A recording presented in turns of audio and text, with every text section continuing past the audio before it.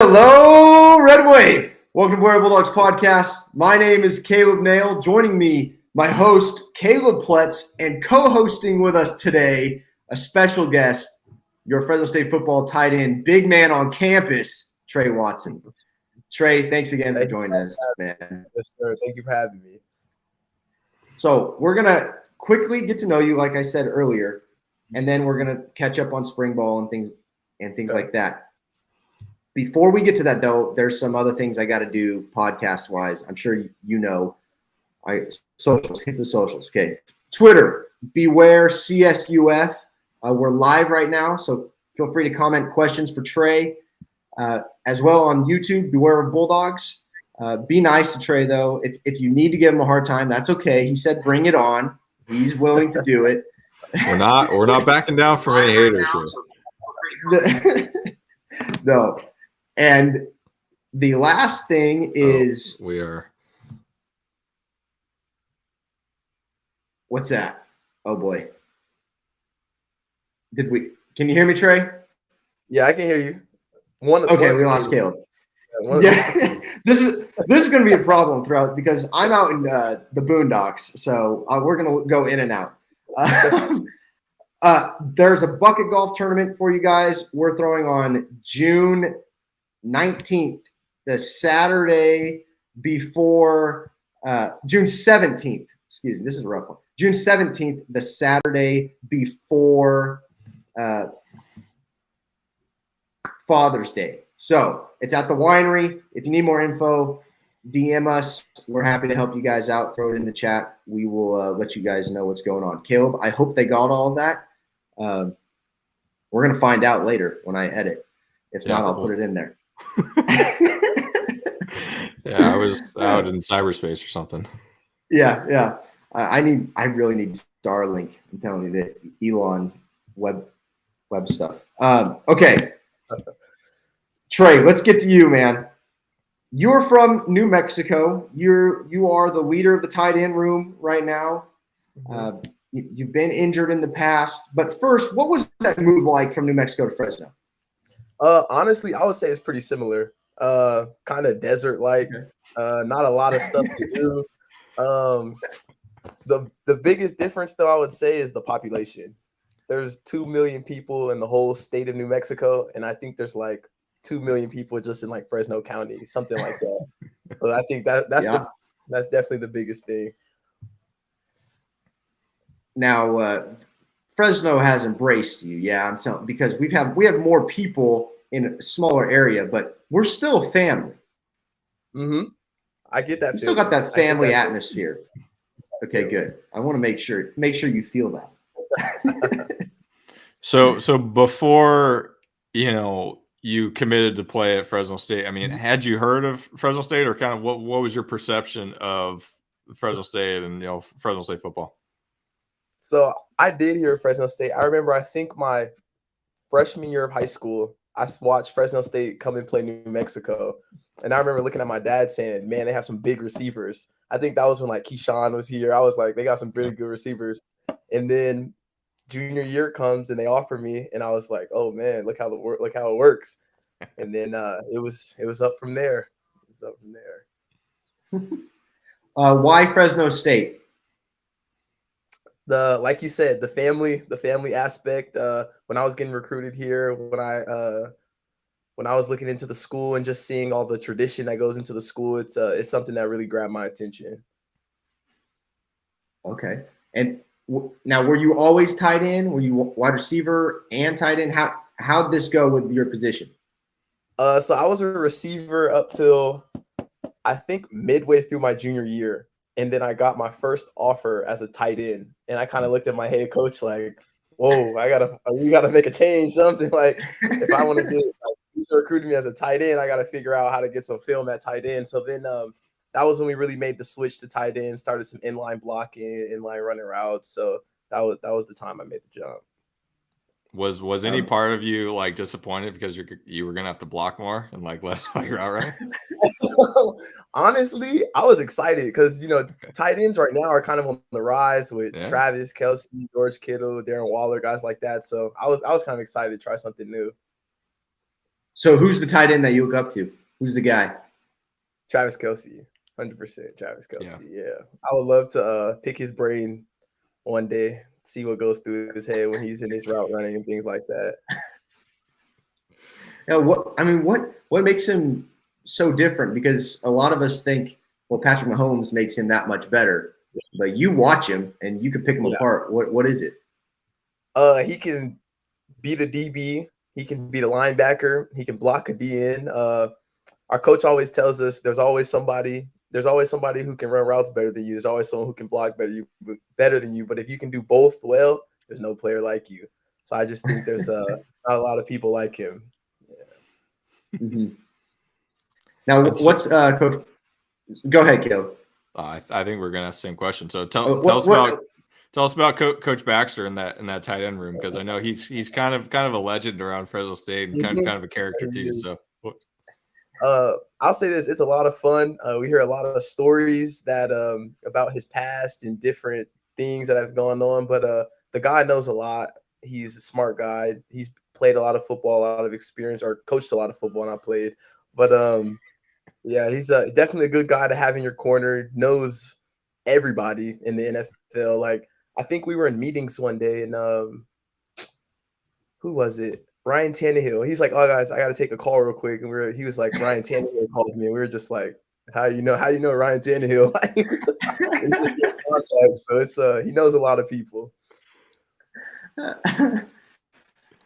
Now, you were injured. Were you injured once or twice? Twice basically. But okay. I had a surgery after my freshman season. Just to kind of fix up some damage that I had in my ankle just from the past. So I figured I'll do that to off season, get it fixed so that I wouldn't have any ankle problems going through college.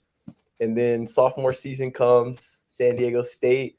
I think second play of the game, actually, I'm blocking and a linebacker just misses the tackle, rolls right into my knee, and my whole ankle just blows out.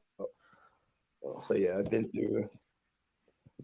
Yeah, you've been through a lot, man. What was that recovery? What was that recovery process like? I'll say the second one was grueling for sure, because I had a tightrope surgery, so coming back from that, it was a little tough. With it being the second one, I think it was more of just the mental part being tough, because I was like, man, it's my second time. Like, I'm tired of being injured, whatever. And then I was watching my team obviously go play in the Mountain West Championship. So it was tough. But we're back now, and we made it through. So in that San Diego State game when you got hurt, did you stay for that whole game and watch the comeback, or did you already like go to the hospital or something? So I went during halftime, got x-rays, made it back about halfway through the third quarter, and then watched the game. I was celebrating with my team. That was unbelievable. That was one of the craziest endings of a game that we've ever experienced. And yeah, that 100%.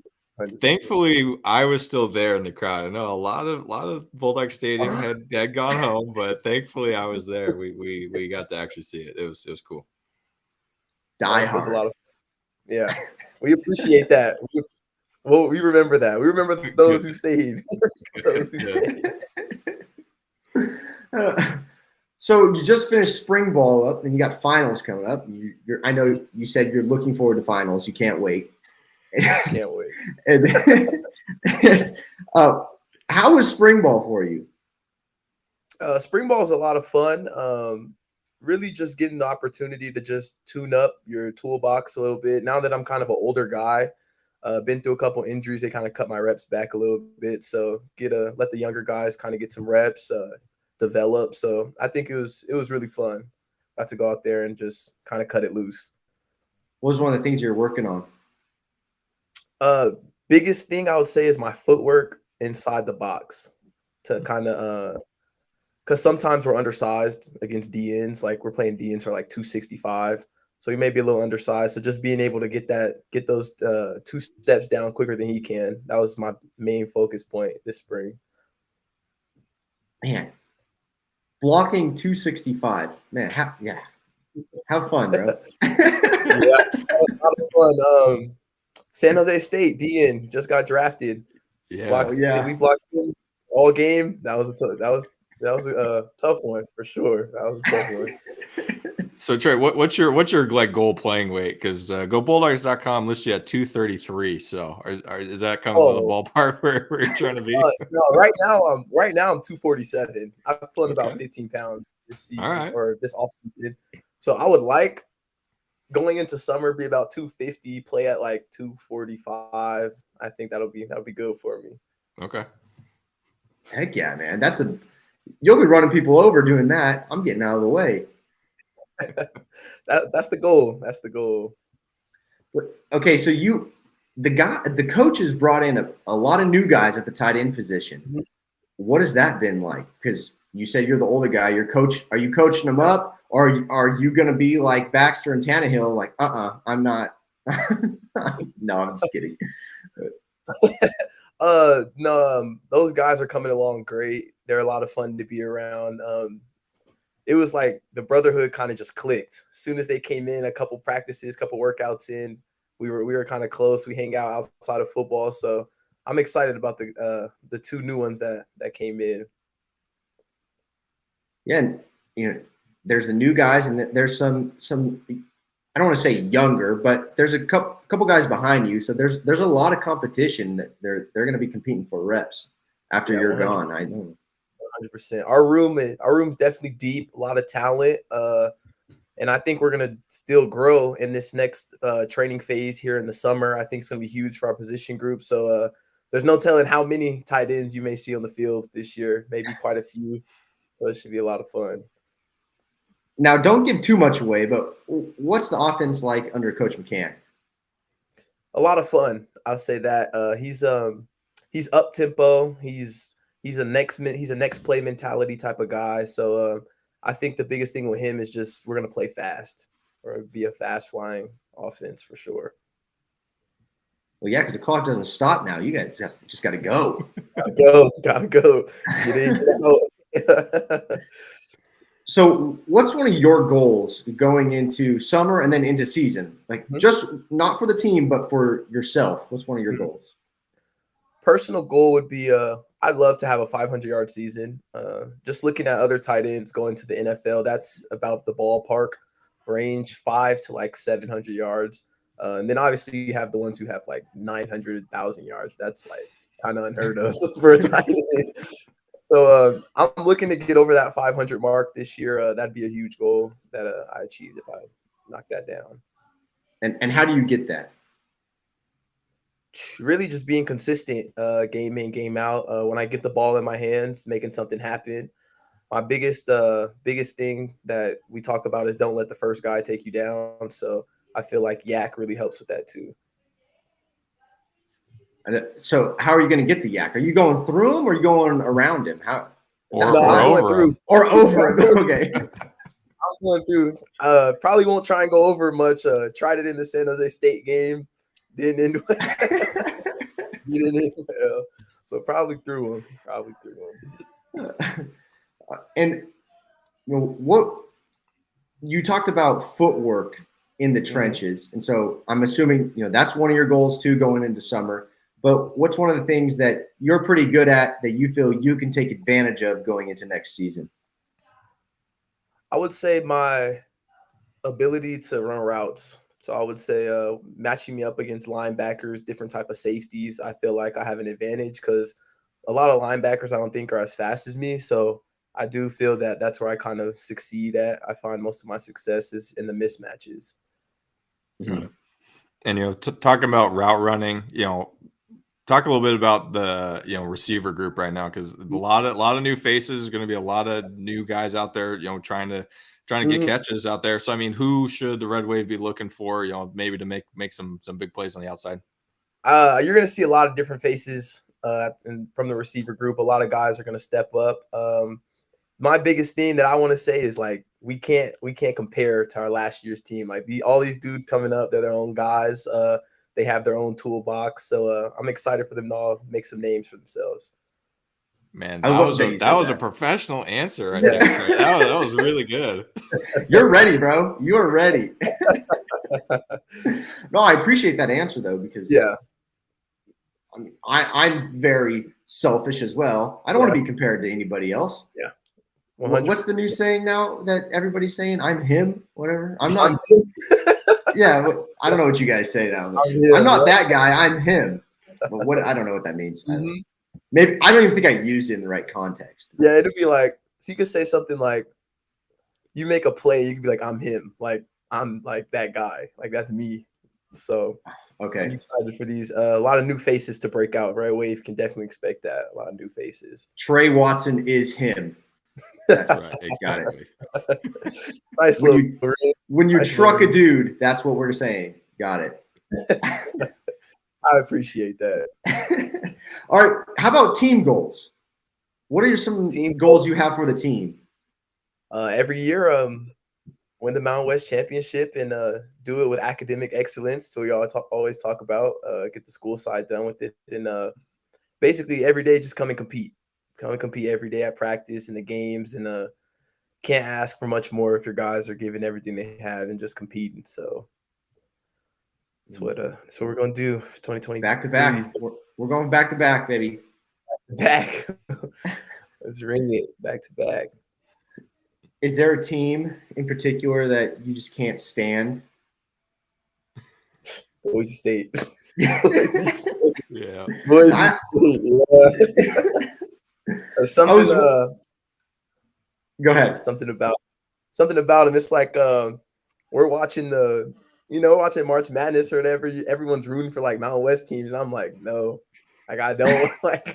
I don't. Let's see Boise win. Like I'm not a hater, but like that's one team I don't think I really rock with is Boise. You are a hater. That's what you. I'm not even trying to hate on them. It's just. No, that's fine. We like that. That's good. That's good. I've been here for I've only been here for 2 years, and like we've played 3 times, and it's just been like, nah, like it's always something going on. It's always some extra stuff every time. Definitely. And this year, thankfully, they're coming here, which is good. It helps to have that edge. So, I mean, what's the blue turf like from player perspective? It's once you get on it, it's really just regular. It's like another field. But I will say, when you first walk in the stadium, it does kind of hit you in awe. It's cool to see. I'll give them that. They got a nice stadium, whatever. But it's a cool feeling, experience for sure. But once the game starts, balls kicked, it's all the same. Yeah.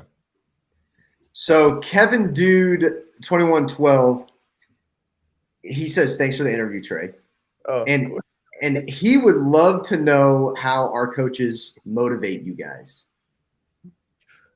Let's see.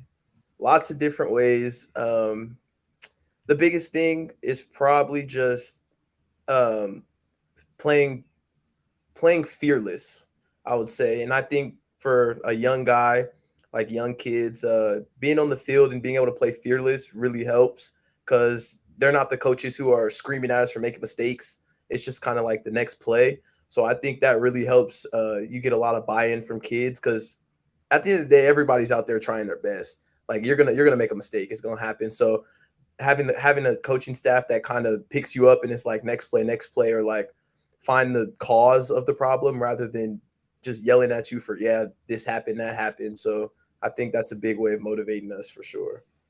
What's Baxter's line? Baxter's line. It's probably that. What's the cause? Yeah, what's the cause? That's what he said. If you drop a ball, he's like, I'm not mad at you for dropping the ball, but what is the cause? Did you look too soon? Did you not turn your hands? Like, what's the cause? Let's figure it out. So that's probably his thing. Don't be dropping balls, man. Can't. and Kevin also says, as a teacher, he needs some new motivational slogans and phrases, and because he can't say I'm him in the classroom, but what's the motivational stuff that the coaches are giving you guys? I would say one that's I don't know how you could use it in a classroom maybe, but persevere and thrive. That's something that's always stuck with me. Regardless of the time, regardless of what's going on, persevere and thrive, and then be where your feet are. We hear that one probably like 30 times a day. Be where your feet are. I like that one. Yeah, Yeah. just kind of live in the moment. You're only here for a certain amount of time. Like, enjoy today. Tomorrow's not promised. Yesterday's in the past, so just enjoy today.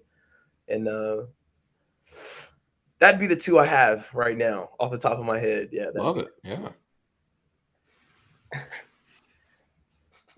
You got anything else for him, Caleb, when it comes to spring ball or motivational quotes or anything like that?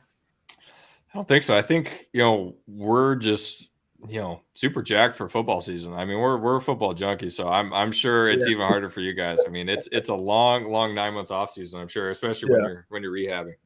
Mm-hmm. Almost Yeah. there. And we're not even lifting weights. One step closer. Now, one thing we wanted to talk to you about was the NFL draft. A lot of your teammates, well, most of your teammates signed as undrafted free agents, which I thought was a joke. They should have been drafted. Jake got drafted. But what's your overall feeling about your teammates that are going to play at the next level? I'm ecstatic for Jake. Just watching that guy come in for the past 2 years and just go about his business. He's a businessman. Everything he does is business-like. So for him to get drafted, it was really cool. I was actually sitting on my bed, and I think I wasn't even really paying attention, and I see the Saints pick, and it just says Jake Hayner, and I was like, whoa, kind of jumped up, kind of celebrated a little bit, let's go. So I'm excited for them. Do think a couple more guys could have got drafted, like Crop, I think. I think Jalen Cropper could have got. I think he should have been drafted. I saw a couple receivers up there. I wasn't too fond of. Never even heard of them. I'll say it. Never even heard of them. Wasn't too fond of a couple of receivers getting drafted, but hey, man, it's a business. But for them to get their opportunities is it's all that matters. Getting a foot in the door and just being able to kind of compete. That's what guys from Fresno do, anyways. We're kind of always the underdogs. So just gritty, just compete, go earn a spot. I'm super excited to see Nico in Kansas City. Hopefully he can make the team and get in that offense, because he can be so electric. He's a firecracker. Yeah. That should be good. And Pope is getting a minicamp invite there too. Yep. Mm-hmm. Zane's going out there. I think he might be a steal. He's a lot better than people think he is. He's a great receiver, but we had a lot of other receivers kind of in the spotlight. But if Zane goes to any other school, he's the man. He's their one guy. So he's a really good receiver. Totally. Yeah. And for 6 years for us too. I mean, he was here forever. And I think that's a good point, Trey, that I think we definitely took him for granted, because he was just a solid receiver, always for 6 years. He was solid. Yeah. He's we called him Mr. Reliable. Always. He's sure hands, got everything. He's Mr. Reliable. Now, do you have about 20 years of eligibility left as well? No, I wish, but I only have 2 years left. Okay. Our one class kind of got snubbed. We didn't get the COVID year, and then we came in, and guys were here for 6-7 years. It's playing 25-year-olds. So it's just we kind of got the bad half of the COVID, but it is what it is. Now, what has it been like? Sorry, I know we were talking about the draft, but this just popped up. What's it been like maneuvering with the transfer portal? Guys coming in, guys going out. It's got to take a toll. You guys are a group of brothers, so just seeing guys leave and new guys coming into that group, what's that like?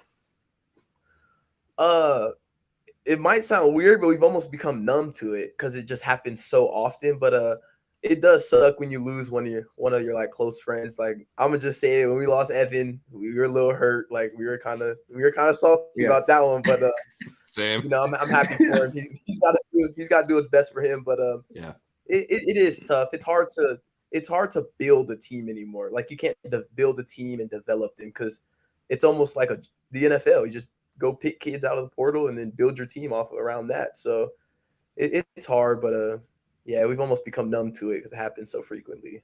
Mm-hmm. That doesn't surprise me. It's sad, because I feel like we lost a little bit of something that made college ball different, but it makes sense. Mm-hmm. All right, what about Mimsy in Buffalo?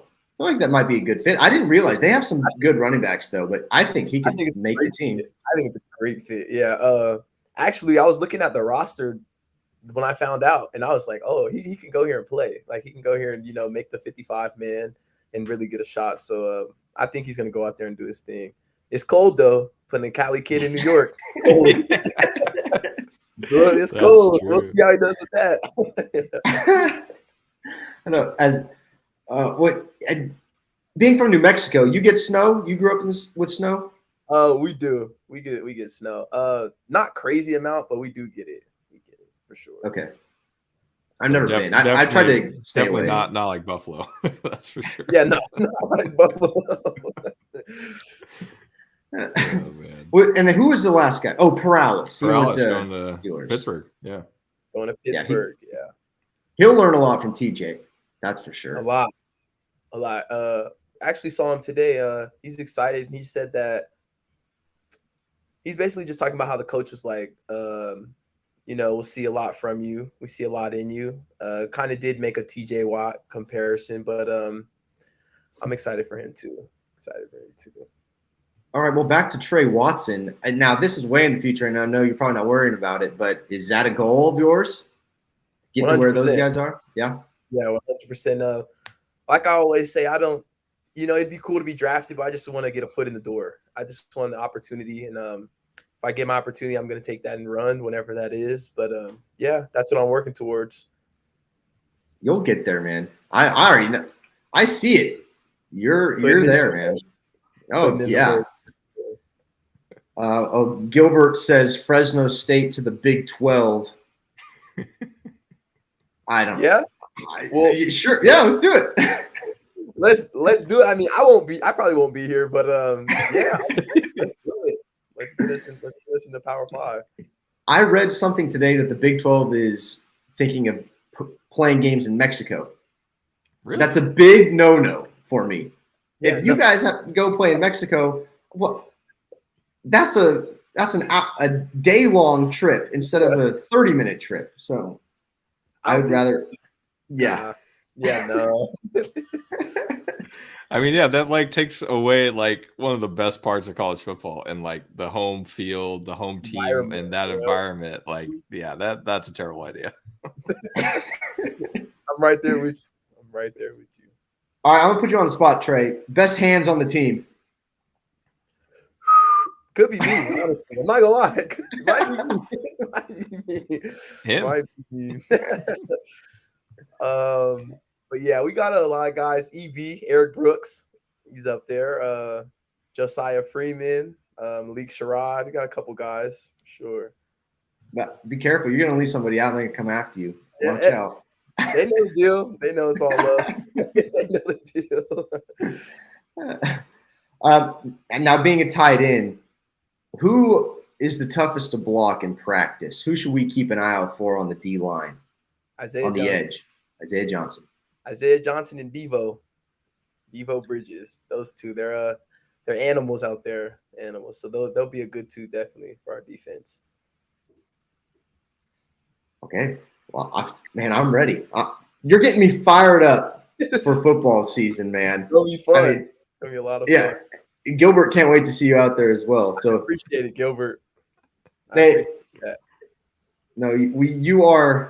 You're satisfying our football needs just for the moment right now, Tre. So thanks, man. What else, Caleb? What else you got for Tre?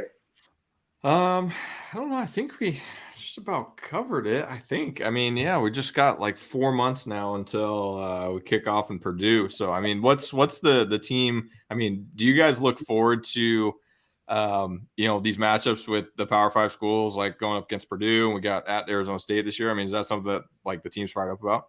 It is, because everybody counts us out. So going in those games, we love being the underdog and really trying get an opportunity to shock the world. Back to the UCLA game, I think they're ranked 16 in the country. Nobody thought we were going in there and beating them and shock the world. So that's the goal every time. Mm-hmm.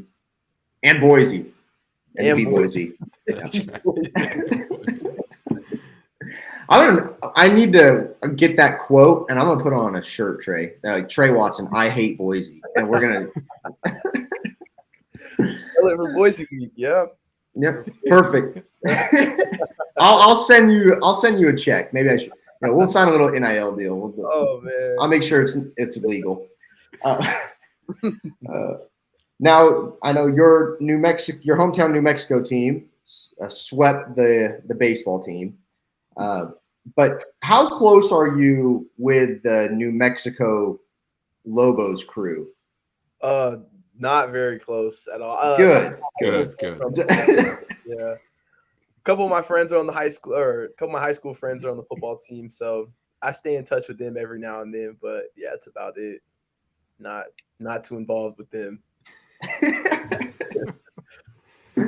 It's good. I mean, it was kind of bananas this series. I mean, it was like some football scores. I mean, the first game we lost like 17-10, I think it was, and then the second, what was it? No, it was great. Yeah, 16-10. We lost the first game. That's a football score.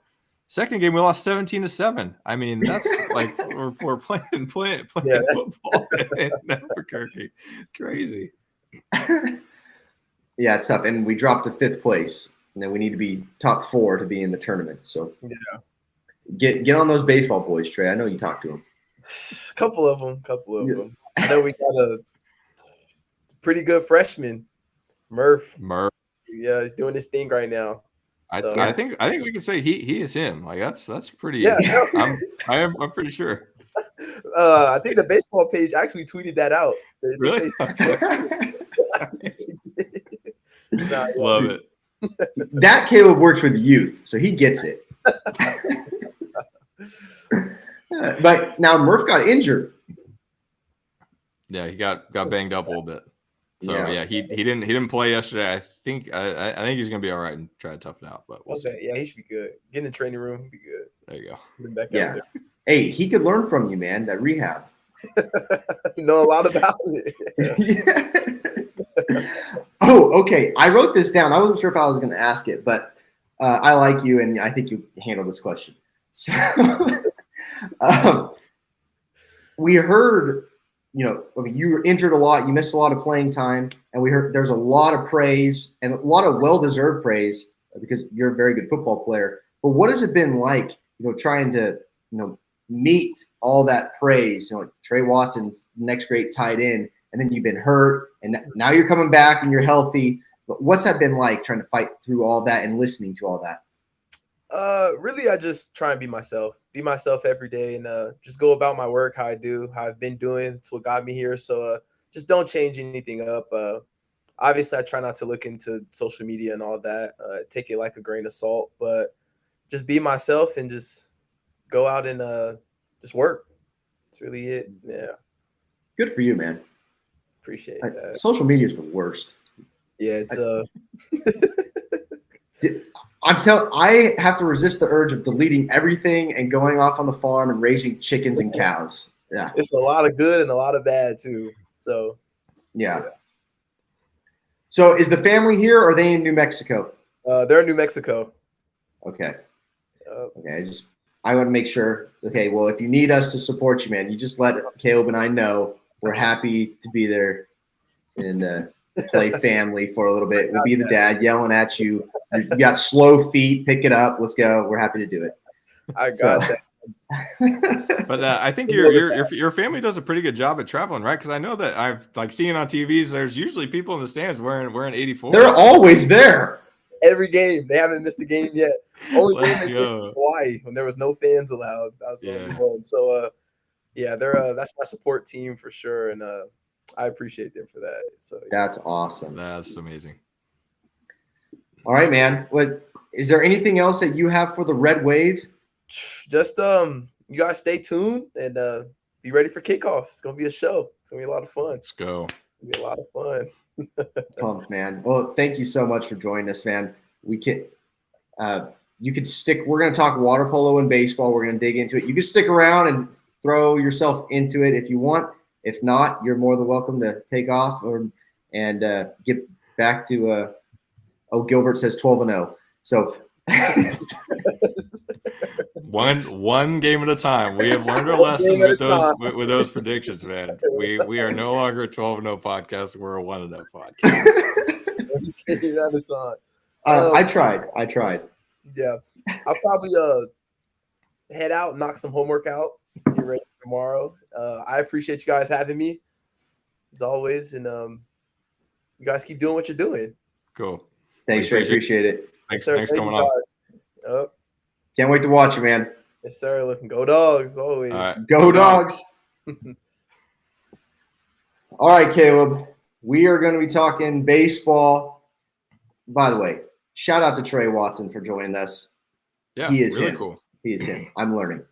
And yeah, I mean, a lot of like intangibles like there that I think we can be excited about. Like really good answers. You know, we're trying to get some stuff out of him, and you know, he's good. He's polished, and yeah. So I think that's really good. It obviously speaks to the coaching staff. I mean, learning from Coach Tedford and Coach Baxter too. I mean, that just proves why our team just has a different edge to them, just with these experienced coaches here. So yeah, really good. And yeah, thanks Trey for coming on. We appreciate it.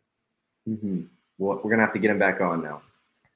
All right, Caleb, let's talk baseball. So you brought up the scores.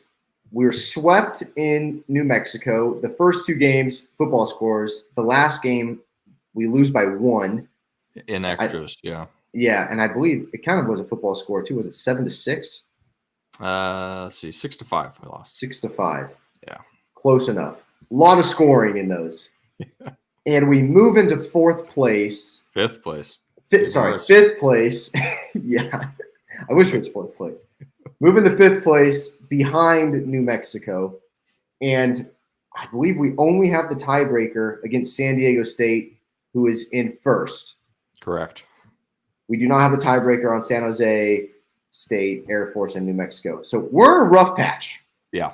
And we're in worse than a rough patch. We're in a deep hole, and we're going to have to get out somehow.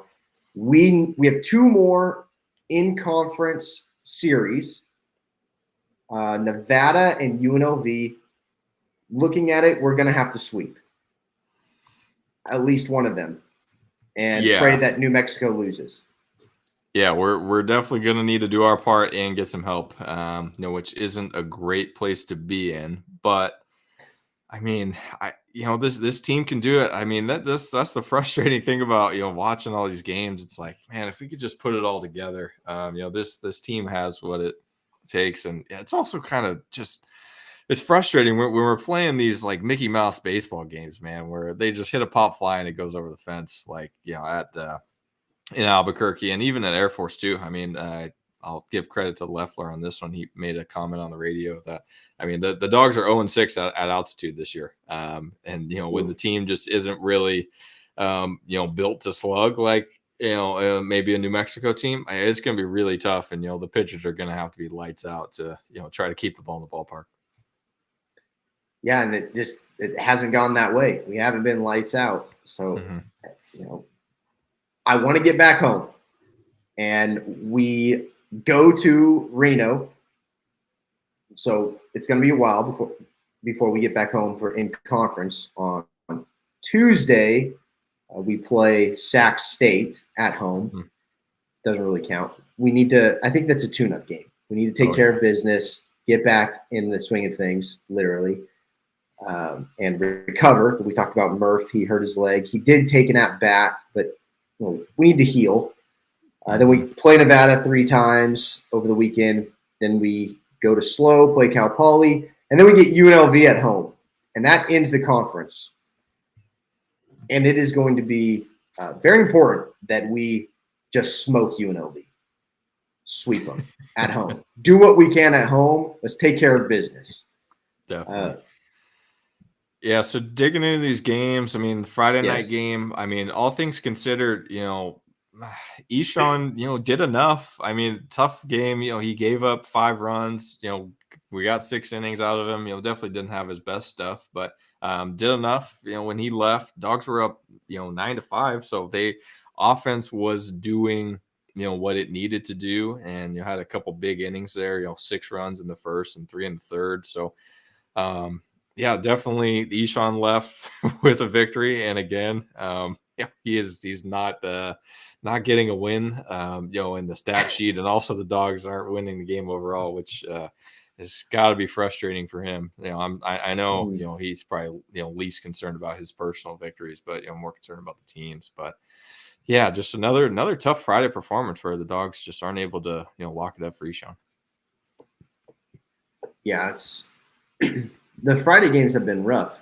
We really want to steal those games, but shouldn't even say steal, win those games with our ace on the mound, but hasn't been happening. By the way, my phone is dead, everyone. So everyone on Twitter, I'm sorry. If you comment, I can't see. Head over to YouTube, Beware of Bulldogs, subscribe, and I can see all your comments there. Okay, game 2, 17-7. Doesn't get much better. Roman Angelo takes the loss. Yeah, and he Angelo got roughed up. I mean, it was 12 earned runs and didn't finish 4 innings. I mean, that's a real tough performance. I mean, I guess the bright spot of this game, Bryce Armstrong, came in and we got 3 1/3 out of him. Only gave up 2 runs, which was an improvement for him. He's had a couple rough outings, leading up to this. So that's a bright spot there that he only gave up 2 runs in those 3 1/3. Yeah, New Mexico homered 7 times in this game. One guy homered 3 times. Justin Olson homered 3 times this game. That was rough. Brutal. Yeah. All right. Should we move on to the next one? Yeah. Okay. And I mean, the Sunday game was almost more painful because we actually had hope, and it was actually a close game and a big Sunday start. The Dogs got out of Trevor Garcia. I mean, 7 innings was huge, especially after some bullpen games earlier in the day, and having to get a lot of innings out of some guys that don't always throw it. So yeah, four runs given up by Garcia in 7 innings, which was huge. Just to get that kind of performance. And Dogs were down late, and actually came back and scored two runs in the 9th inning to take the lead. At the time, they were down 4-3, and Nico Mitchell was the one that ended up knocking in those 2 runs to go up. So we had some hope for a little bit, and then oh man, the Dogs. I think it was an Anchor was in the 9th, and he gave up a run, the tying run. And then Hopfy, gave up the loss in the 10th inning. So just tough. I mean, those are 2 of our better arms, on the mound. Those are the guys that, we want in those pressure situations. Anchor's been really big this year, and Hopfy too. Even though he's got banged up a little bit lately, just by some good teams. I mean, San Jose State hit him around a little bit. So it's just tough. And these guys not being able to close it out. And we had some hope. I mean, also, Sunday was tough too, not having Murph Gray in the lineup. I think he only had 1 AB, in a pinch hit role. So it hurts when, your number 1 hitter is not able to go, and, it's tough for the rest of the guys to step up. But yeah, really tough series. I'm sure the Dogs are glad to be, home for a little bit before going to Reno, which is also at altitude too. So, I mean, that's what worries me is, look, we're going back against, to another place where, I mean, these crazy home runs, if the wind is gusting or whatnot, I mean, just weird stuff can keep happening. And so far we've been on the losing side of all the weird stuff. So that definitely makes me worried coming up for this series. Yeah. I hate altitude. I'm done with it.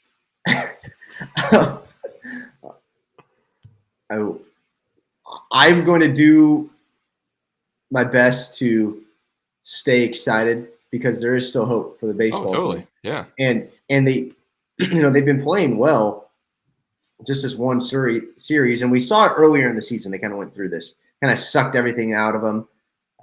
And then they went on a huge run. So I'm hoping that happens again. Totally. Yeah. And I mean, it's tough too in this conference because, I mean, in overall, winning percentage, Dogs are, just below 500. They're, 21 wins, 22 losses. And I mean, that's the 3rd best, overall record for the conference. But it's just tough that, obviously the conference winning percentage is a lot more important. And San Diego State and San Jose State have both, been playing really well in the conference. So those are definitely the two teams to beat, and Dogs are hoping for a third or fourth right now, unless San Jose State just forgets how to play and just loses all the rest of their games. That would be good too. I'll take it either way. Whatever it takes to get in, we want to be there. Mm-hmm. Now, the women's water polo team. Anything else on baseball, Caleb?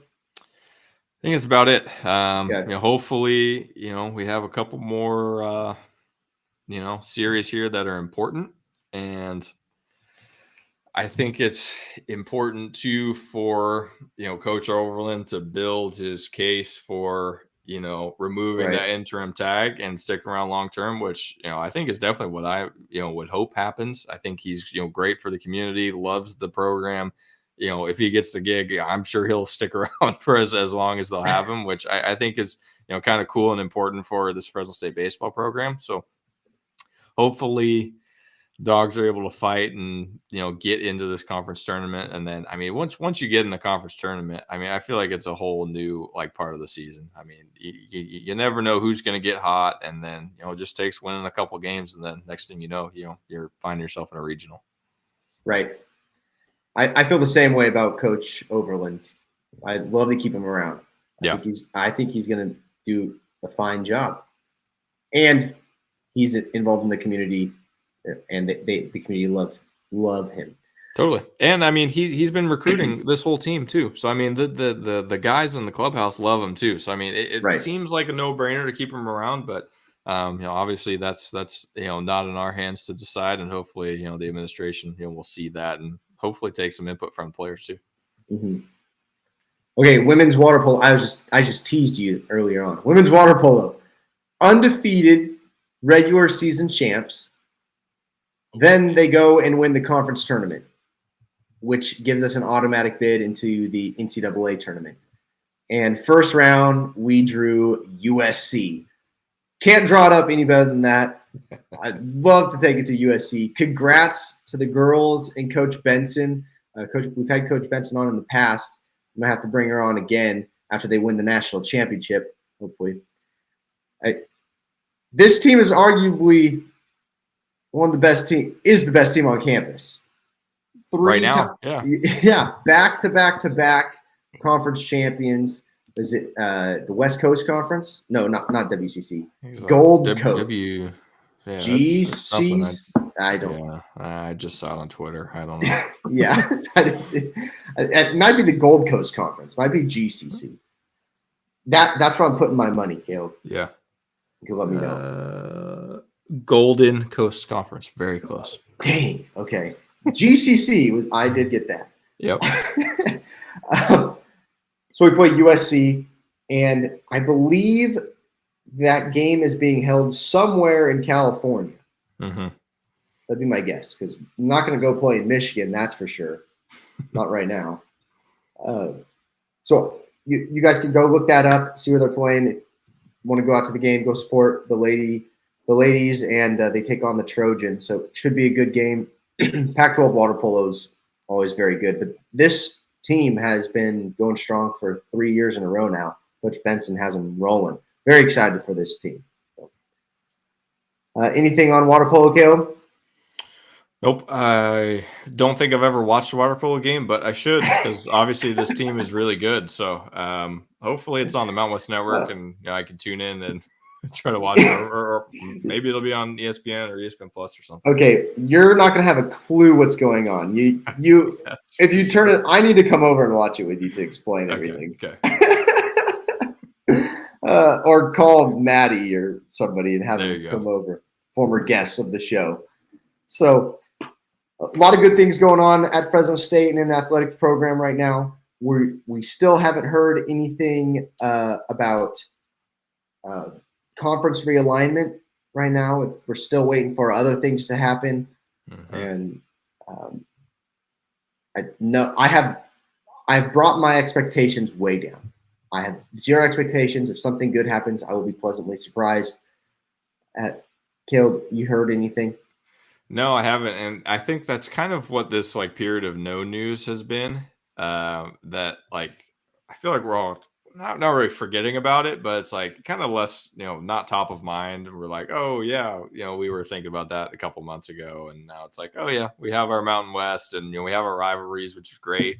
We have the Mountain West Network, which I guess is probably just as good as the Pac-12 network. And so, life is still good in the Mountain West.